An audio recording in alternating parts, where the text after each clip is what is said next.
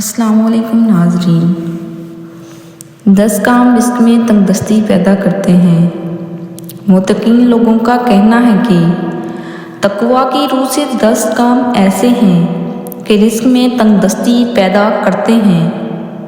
ان میں نمبر 1 وضو کرتے ہوئے گفتگو کرنا، نمبر 2 غسل کرتے ہوئے ناف میں انگلی نہ پھیرنا، نمبر 3 مردہ کو غسل دیتے ہوئے بال زیر ناف صاف نہ کرنا، نمبر 4 عام مردوں کے سامنے غسل کرنا، نمبر 5 بلا وضو قرآن کی تلاوت کرنا، نمبر 6 فی سبیل اللہ والدین کو ایصال ثواب نہ کرنا، نمبر 7 نماز کے وقت قوما جلسہ اچھی طرح نہ کرنا، نمبر 8 عشاء کی نماز سے پہلے نیند کرنا، نمبر 9 وضو کرتے ہوئے ضرورت سے زائد پانی خرچ کرنا، نمبر 10 نماز بلا جماعت اکیلے پڑھنا۔